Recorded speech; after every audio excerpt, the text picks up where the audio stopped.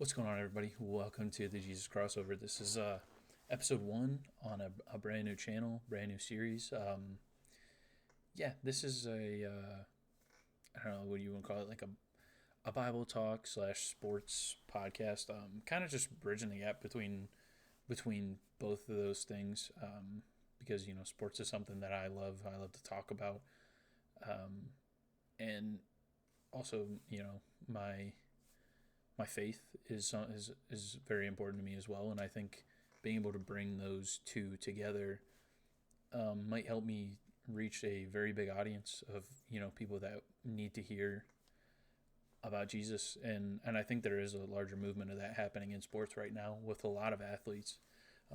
You're starting to see a lot more athletes speak up, and I think it would be cool to make this another platform for people to talk about sports and and share Jesus at the same time. Um, I like I said, there's a lot more of that happening right now in sports, and I just I want to try to get in on the action, I guess, if that's what you want to call it. Um, but yeah, I think this will be fun. I know it's going to be very shaky at first. I'm not a professional by any means. I can't really tell how this is going to look on YouTube, because from where I'm looking at like the recording, it looks smooth. But I also zoomed out the camera, so I can tell that it's fuzzy. So my camera, my mic is not very good. Well, it's good, but it's more of like a gaming mic. It's not built for this. It's like a HyperX, like one of those red ones or whatever. So it's not really built for this, and it picks up things very easily. Like if I ever tap my desk or something, you can hear it. You can hear people come up the stairs and dogs barking. My chair squeak. Like it's not perfect, but I'm hoping to get a new mic within the next 2 weeks or so, and hopefully make some upgrades. Tax return money. um, yeah, I'm excited to give this a shot, and something that I've been thinking about for a long time because I love listening to podcasts and things like that. And yeah, I think it's worth a shot with as much sports as I watch, um, and as much as I've grown in Christ recently, and over the past year, because it'll be a year on Monday that I will be baptized. So I'll be baptized for a whole year on Monday.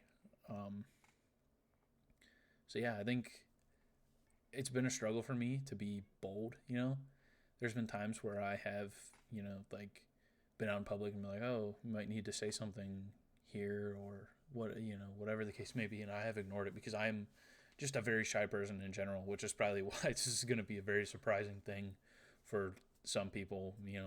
Maybe some of my parents even might be surprised by this. So yeah, it's just I think this is a good way for me to get past all the like social anxiety that I have, and, and still be able to reach an audience, and through one of my favorite, well, not one of my favorite things, because if you say like sports is one of your favorite things, there's a lot to unpack in that because there's so much under that umbrella, you know.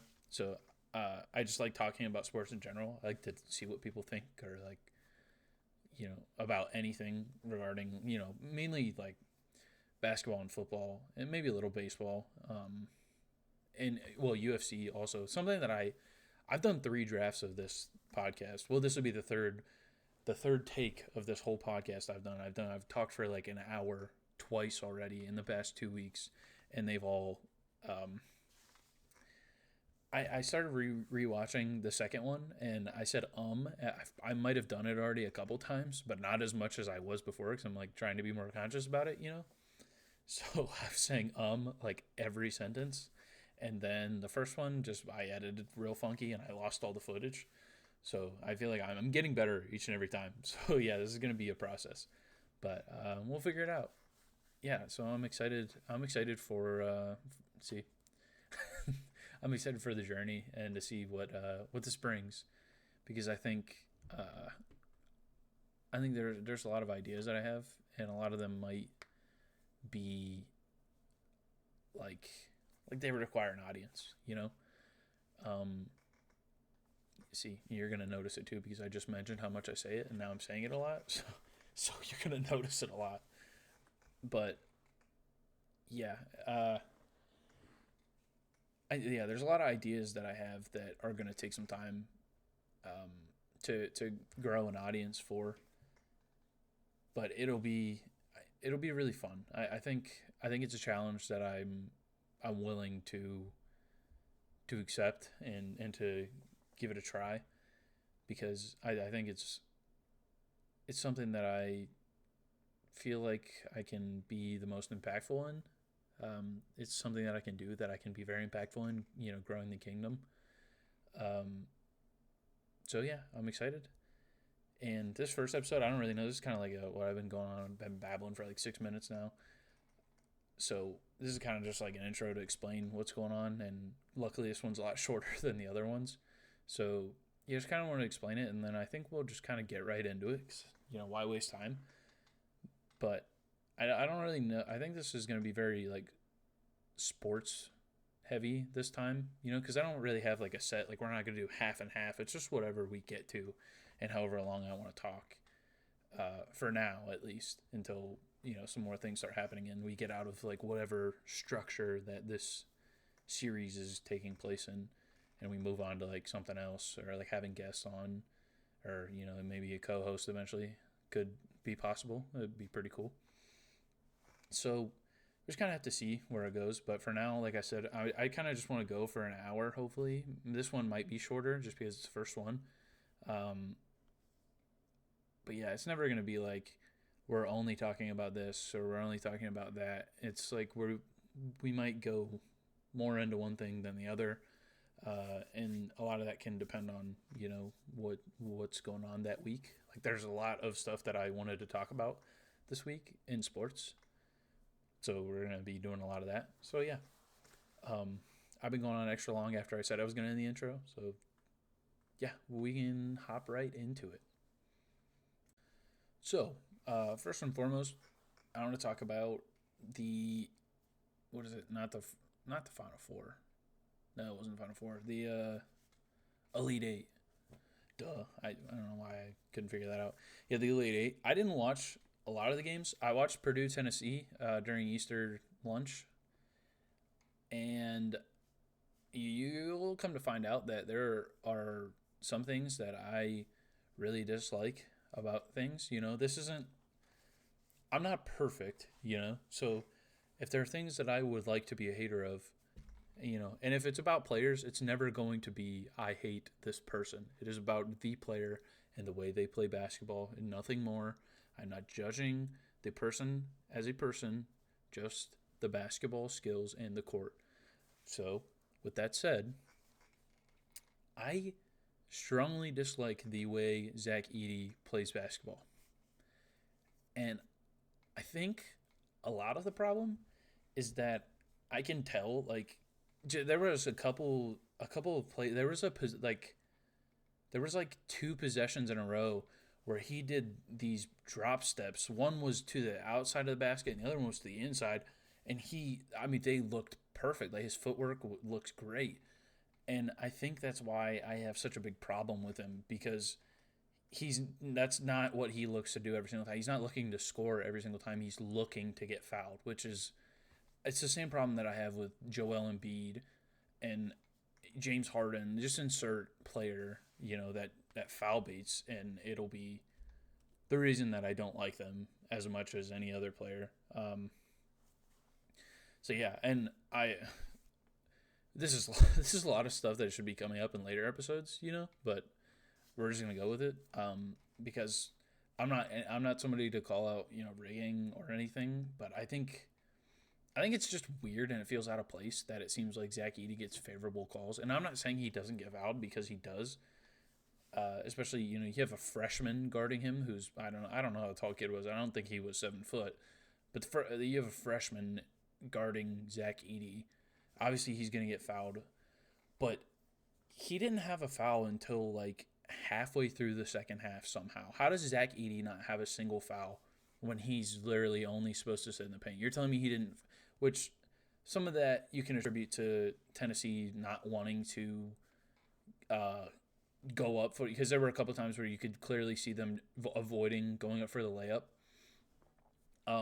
So yeah, like I can understand that to a degree, but I think it's just too obvious sometimes how bad it really is, and it's fine. Whatever. We won't spend too much time on it because I don't want to get riled up and all that and go on a rant. I already kind of did, so we'll move on from that. The one thing I did notice, and I'm not, you'll come to like, if I need to get nerdy about basketball, I can, to a little bit, especially when it comes to zones, which is what I'm about to talk about. When it comes to like playing zones and things like that, like I can see it. It's just not as easy for me to process. Like I can do it a little bit, but I'm not like a super nerd when it comes to basketball. I'm like, as far as play design goes and things like that. But Purdue in that game was shooting so awful. They could not hit a three until like towards the end of the game. They were shooting so bad. I don't have the stats on me, which you're going to see that as well. I don't really like to pull up stats. I just kind of watch. And usually, for some reason, my intuition about things, while also not having facts, is just kind of right sometimes. Not all the time, but sometimes. Um, but I don't. I said this. I was watching the game, like I said, on Easter after lunch. I said to my family, I was like, they're shooting so terrible from three. I don't understand why Tennessee doesn't just sit in a 2-3 and hug the paint. Just sit in a 2-3 and hug the paint.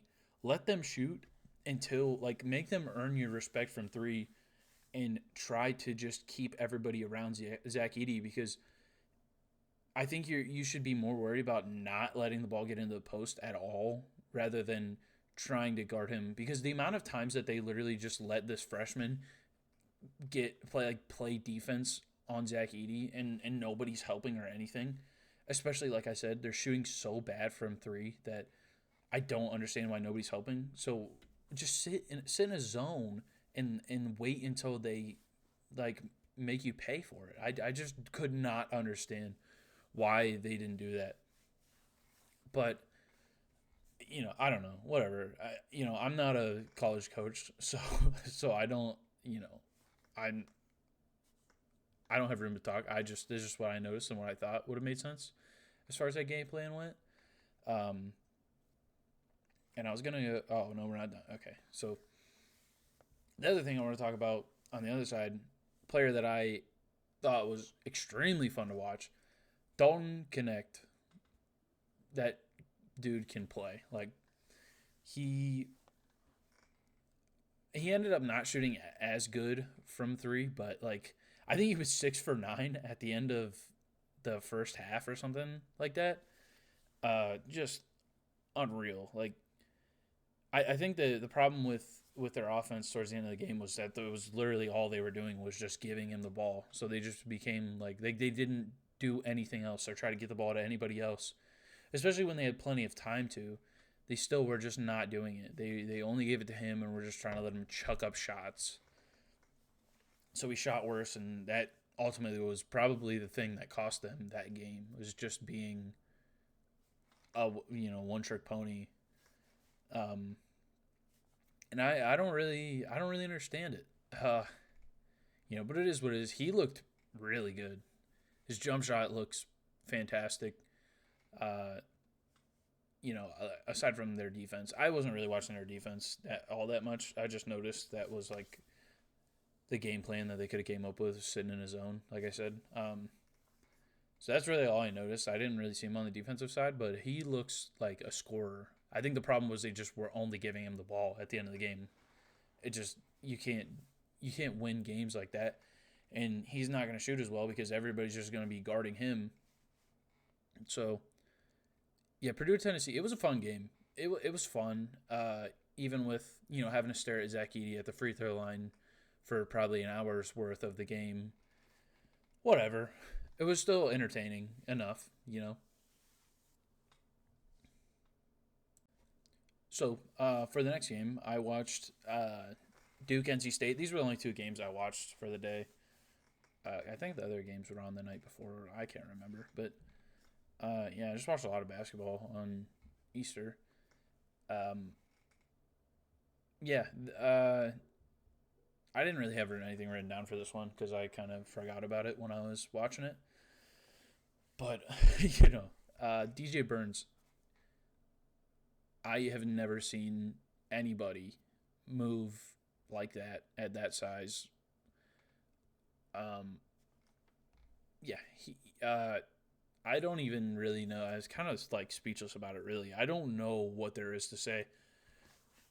Just drop stepping, spinning off people. Leaving people in the dust. In as far as his footwork, not beating anybody with speed, obviously, but his post game is incredible. Like he can score at will in the post. It's just that is what Zach Edey should look like. Um, if the I don't know what he is, like 6'9", something like that. No, he's gotta be taller than that, like 6'10", maybe. I don't know. Is he taller than that? I don't know how tall he is. But if that dude can look better than Zach Edey, then that's kind of crazy. I'm hating too much, hating too much, But whatever. Uh, yeah, that was fun as well. And that team just looks. They have the it factor, as somebody said to me earlier in the week.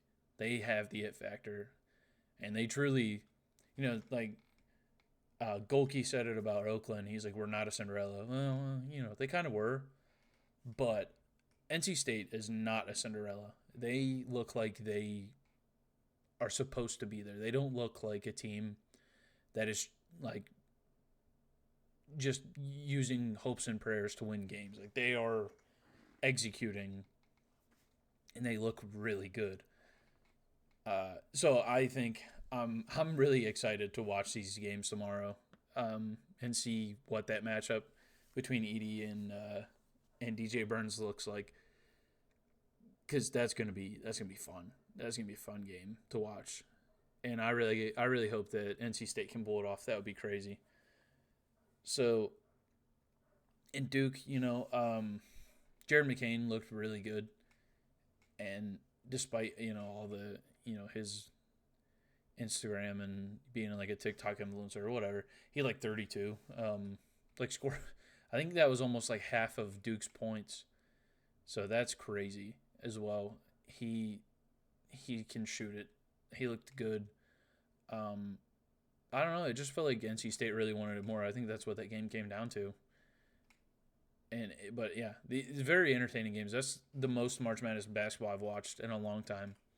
I usually like to watch like the round of 64 and 32, and then I kind of it's whatever if I don't have any teams that I like in it or that I root for. So it's kind of whatever after that. But it's always fun to see upsets and stuff. Who doesn't like that, and like making a bracket and all that. And usually my brackets are ruined after the round of 32, or well, no, usually they're ruined in the first round. So um, yeah, I don't really watch, but I've watched a lot, and I will be watching continually. It's been entertaining. So, moving on from that train wreck into the NBA, I kind of just like my whole process with this thing is kind of just writing. Like I literally have my phone notes pulled up here, and I just kind of wrote down things that I wanted to touch on like throughout the week that I saw regarding sports. I don't really watch. I need to watch more games. I don't watch a lot of games. Football, obviously, it's a lot easier with football because they're always on in what three separate days.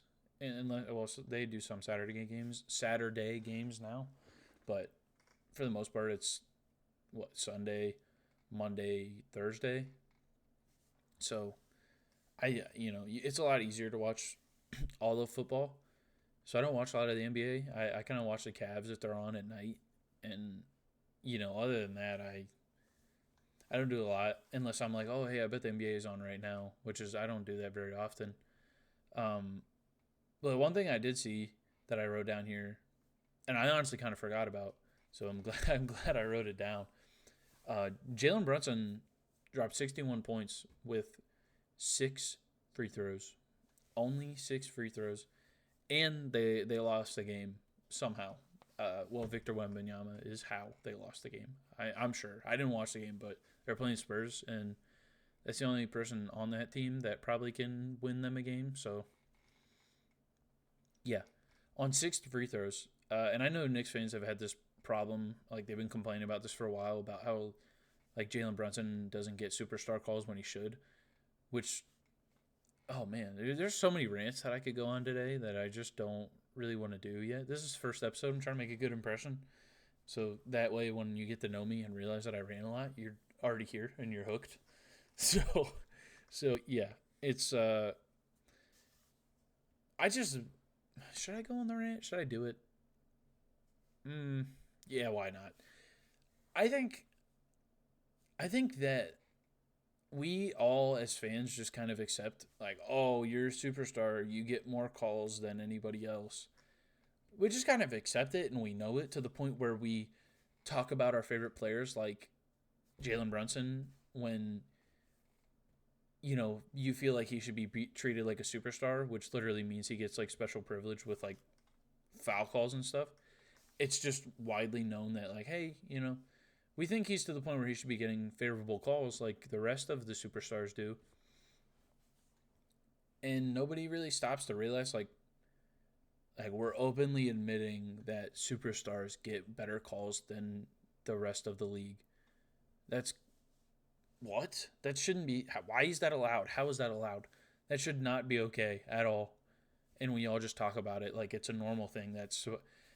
And I've been saying this for a very long time. This isn't like new for me. Like I hate this. I don't like favoritism is just dumb in general. Like I don't get it.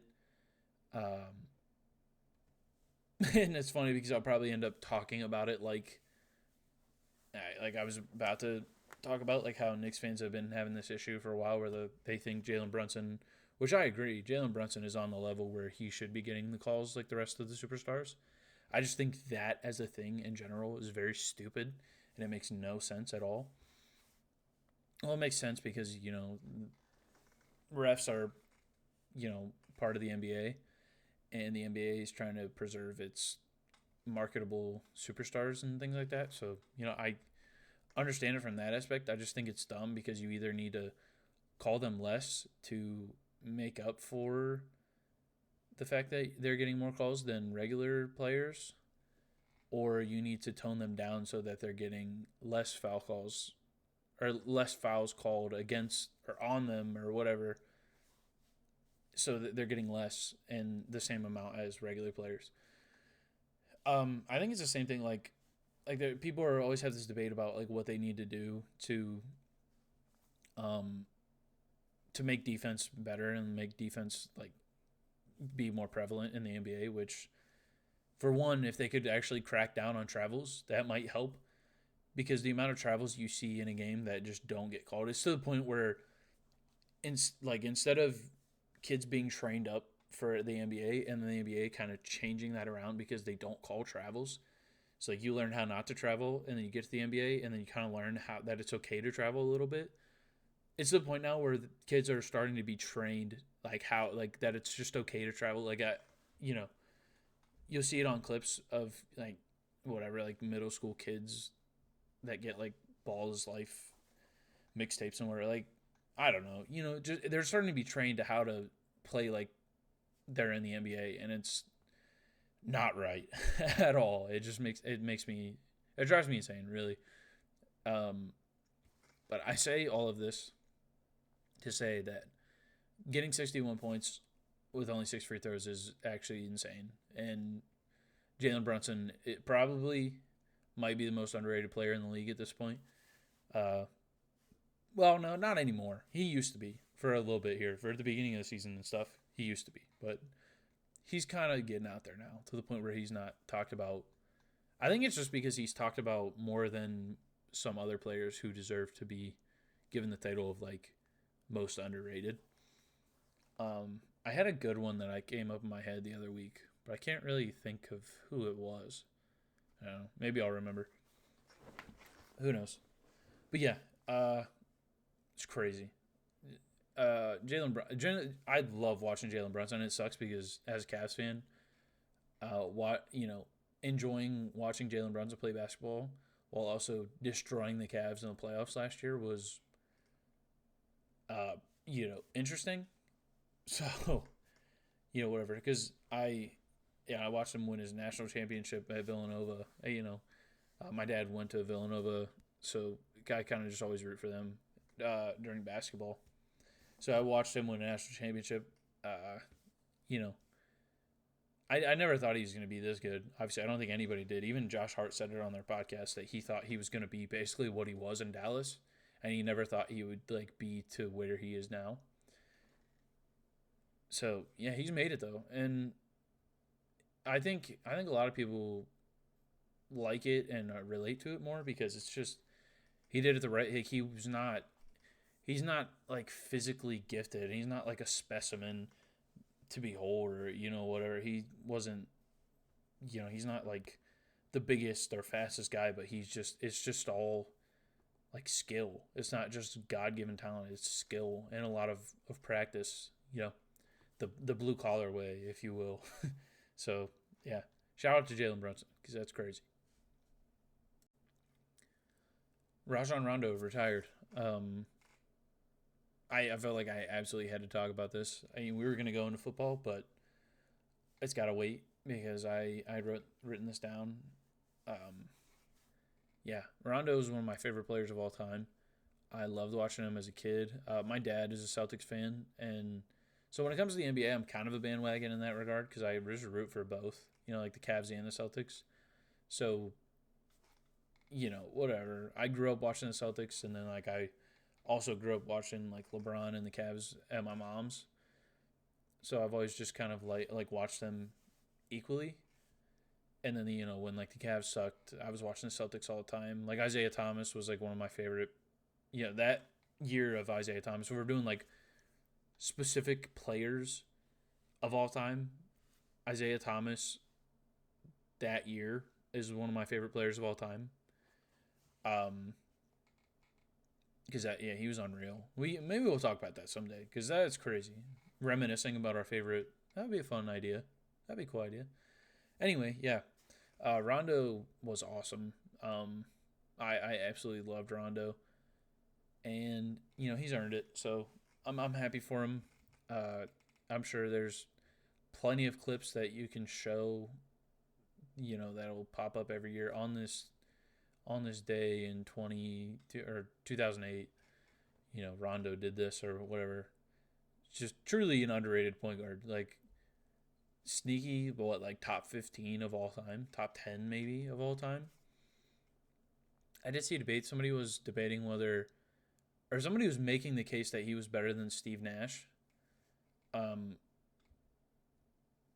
I think that's why. Like that's crazy. That is a crazy take. Interesting, but crazy. That is truly crazy. I don't think that's even remotely true. But Rondo still, in my opinion, is underrated.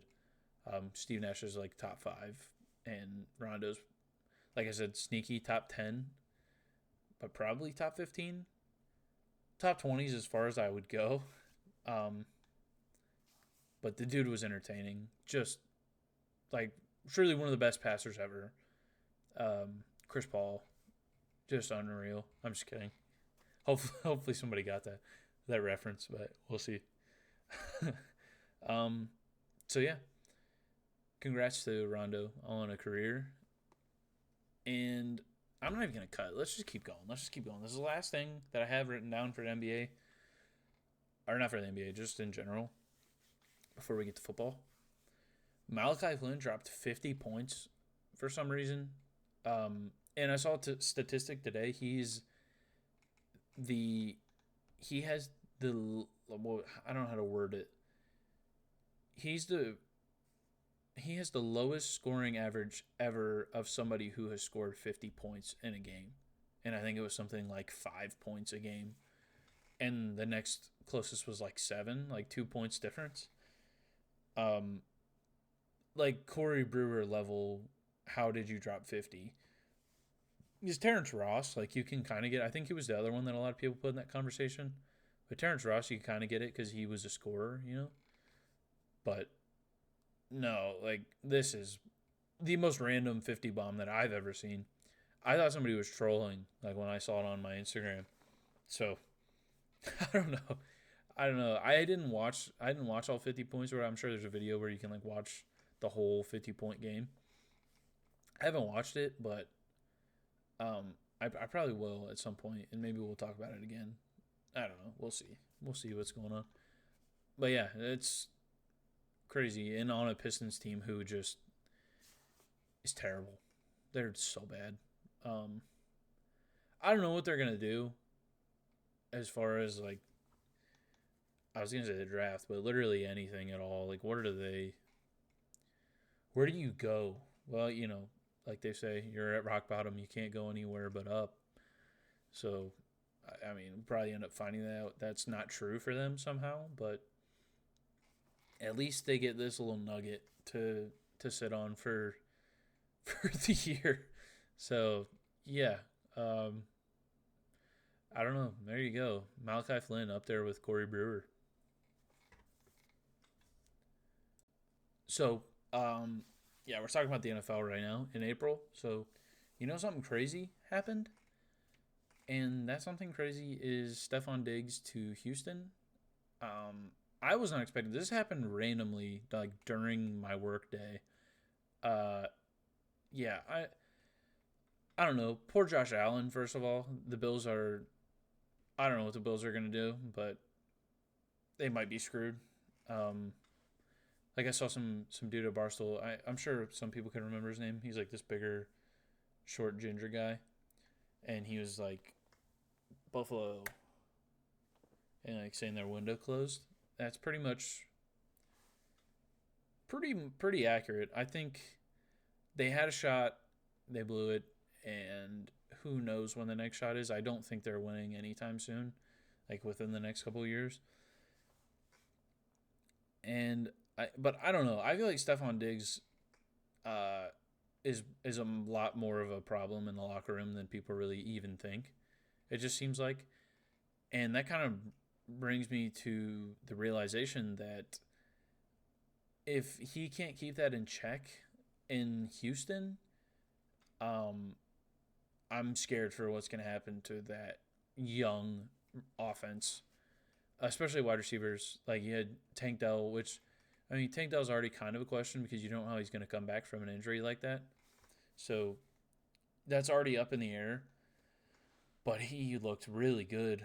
I remember, and maybe this will get clipped, and I'll get flamed on the internet for this for saying this, or even by some of my friends. I legitimately at one point in the season was saying C.J. Stroud and Tank Dell look like the next Aaron Rodgers and Devontae Adams.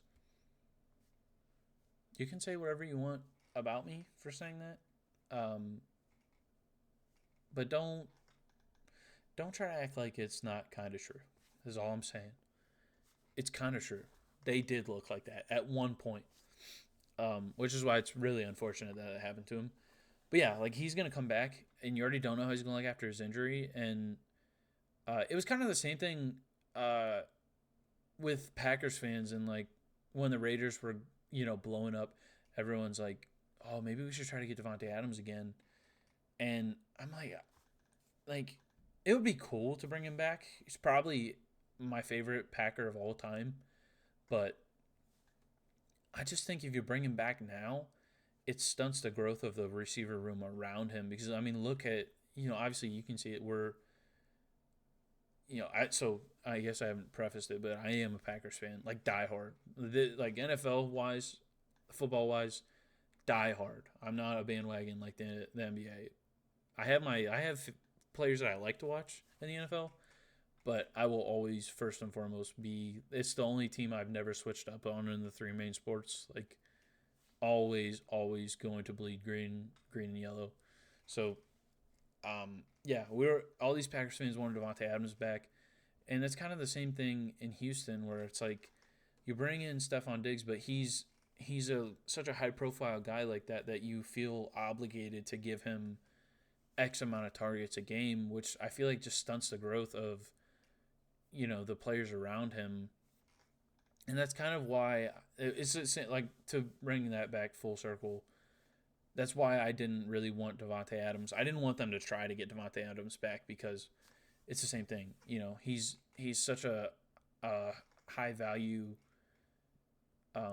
wide receiver that if you have all those young guys, you're gonna have to give Davante Adams a larger portion of the targets because he's just that.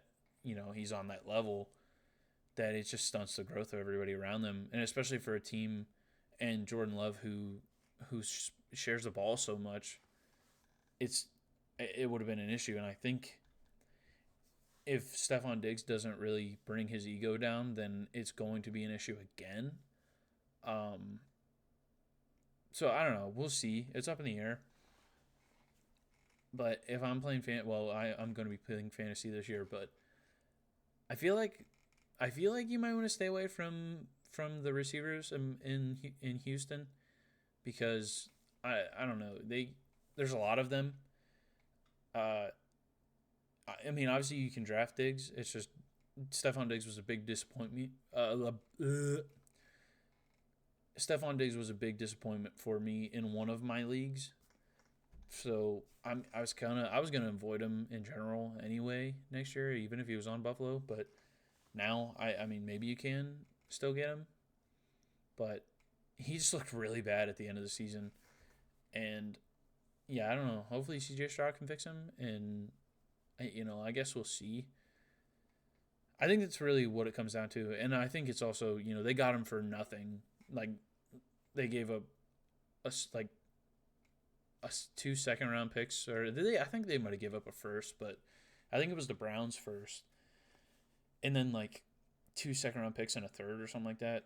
And for a team that's like obviously in win now situation, what's it really matter? Because by the time that you're done like trying to compete, you're gonna have your draft picks for that year unless you trade them again. So I think it's interesting, and it's kind of a wait and see what's going to happen kind of deal because, like I said, you don't know how he's going to look when he comes back. So, yeah, I'm interested to see what's happening in Houston. Their defense is probably going to be still pretty good. Will Anderson year 2. And, yeah, I don't know. I think that team can be scary, especially, I mean, shoot, I forgot they got Joe Mixon. It sucks that they lost Devin Singletary because I thought if you had Singletary, which they can probably turn Dameon Pierce into Devin Singletary, but he was another guy that I was really high on in fantasy. I thought he was going to have a monster year after his rookie year, and he was terrible. So I thought if there was a guy that they were going to keep, it would have been Singletary.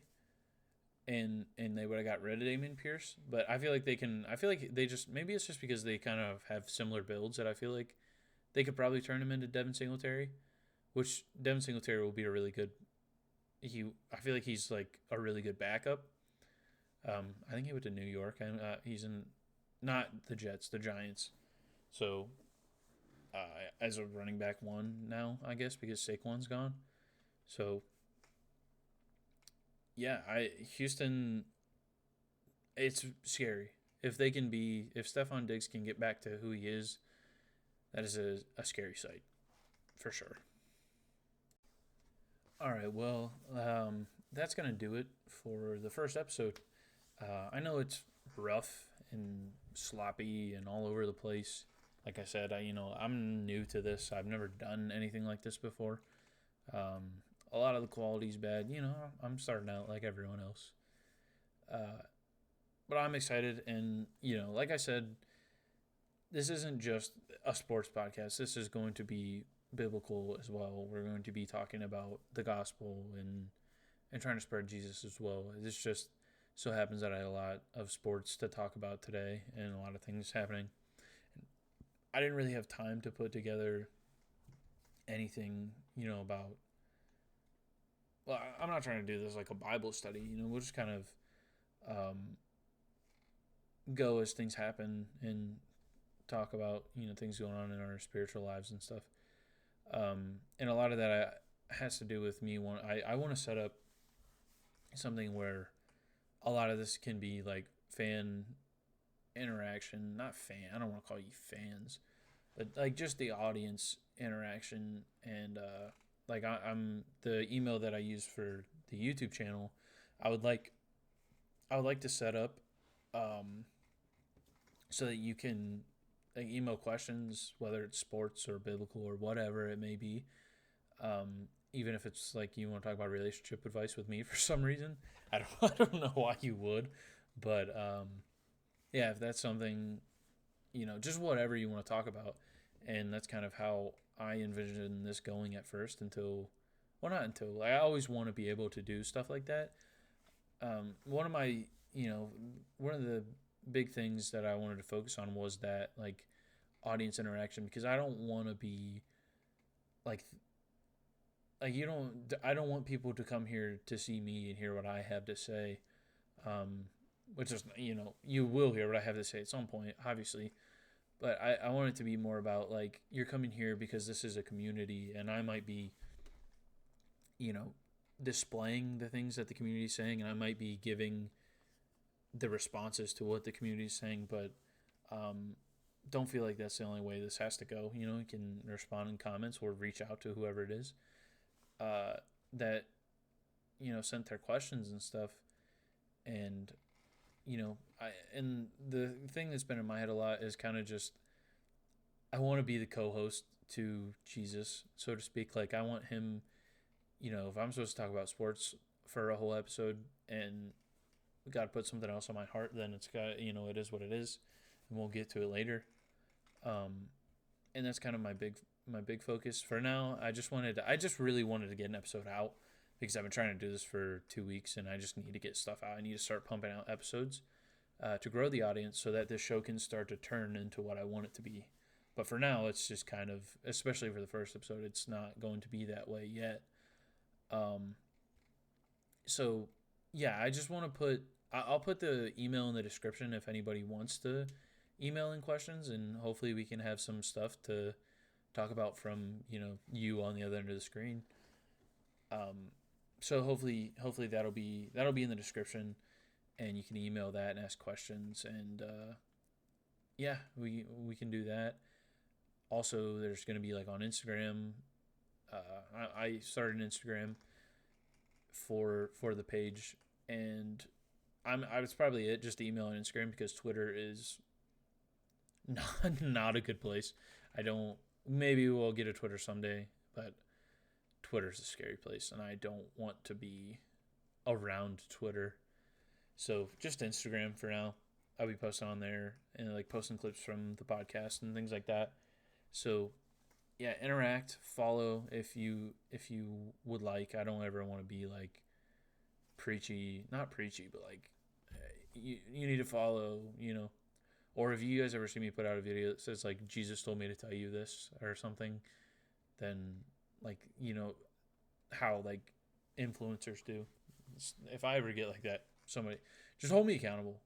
That's kind of I was joking, but I mean that to say like I want a community. I just want it to be a community like the Acts Church and just hold people accountable. And like the Acts Church was selling land for people and taking in widows because widows couldn't do anything back then. You couldn't own land or like have a job. You couldn't do anything. So I want that to be another big focus. Um, so yeah, I jokingly said that to say like, I just want to be held accountable as well because, um, I'm the one that has to run the channel and I just want to make sure I'm doing justice and I'm doing it biblically, right? I think so. Yeah, biblically, and just being as true to Jesus as I can, especially with those parts of the podcast when we're talking about Jesus. So yeah, last thing before we get out of here, um, I don't have a logo set up, so right now it's just nothing. Like I have nothing on either profile. I saw a picture that I liked, but I realized I might want to get one that's not like copyrighted or whatever. You know how you can like filter that through Google Images. I wanted to get one that like um, wasn't what you call it, copyrighted. And so that leads me to asking if anybody out there, if you're watching this video and you would be interested in designing something, I would love to see it. Like I said, the email or even on Instagram, send me a DM on Instagram, and we can see what you got. And yeah, I think that would be a cool way to start the channel and actually find a logo, because I genuinely had like no idea what to do. Anything that wasn't copyrighted, I didn't really like. So yeah, if you want to try to come up with the logo, that would be awesome. Like I said, just use the email in the description, or uh, yeah, just DM me on Instagram, or whatever. But yeah, that's gonna do it. If you listened this far, thank you so much for sitting through all this.